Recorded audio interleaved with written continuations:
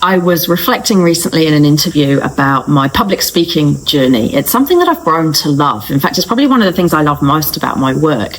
And yet I didn't expect that to be the case. So I'm an introvert. I started life as an author. I wrote books and I would be by myself most of the time doing that.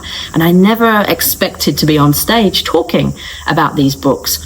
And I remember when that first started to happen.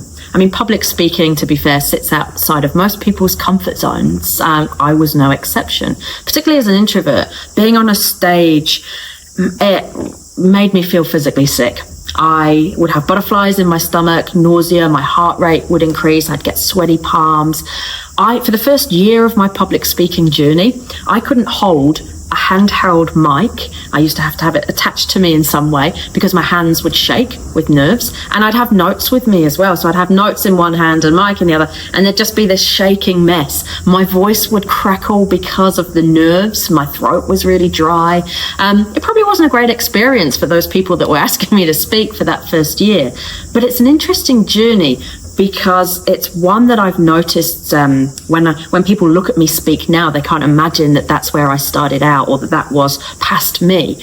And yet it's like most things. The more we practice, the easier it gets. I went through this competence, confidence loop. It took me a while, but when I'd done enough public speaking gigs to get comfortable with getting on stage, to learn to fix some of the mistakes, to get better, I had this competence then that I could speak in public, which then gave me the associated confidence, which turned down the nerves and the imposter syndrome as to, God, who are you to get on stage? What if you say the wrong thing? And here's the thing.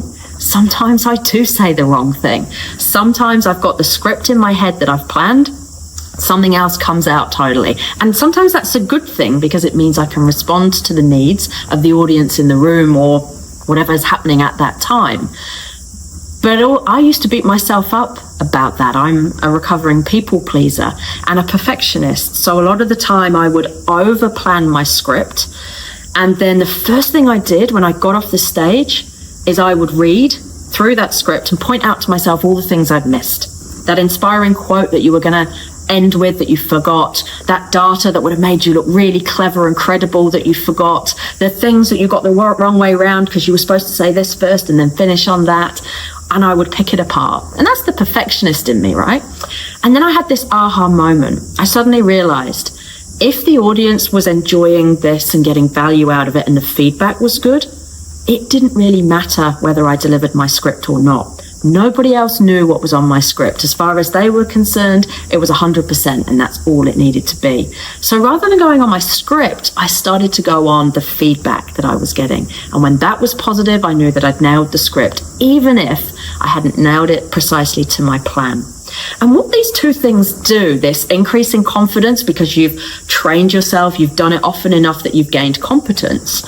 What these two things do when you pair that with scaling back on the perfectionism and the people pleasing is it gives you this space to not be so attached to the outcome, this space to actually stand back and go with the flow more, be more fluid. So I still plan my scripts, right? It's the respect that my audience deserves that I prepare, but I used to over prepare. Now my preparation looks a lot smaller.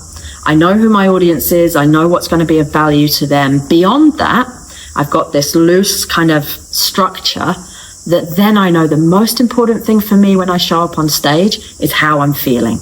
Am I relaxed? Am I calm? Do I feel confident?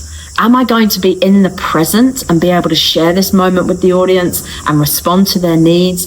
All of this is so much more important from a speaking perspective than what I've got on my script and if I've said every word I should have, and how do I prove that I'm worth being on this stage because I don't feel good enough? That's the stuff that detracts from our performance. Because here's the bottom line. Going through this journey, I've noticed I'm a much better public speaker as a result.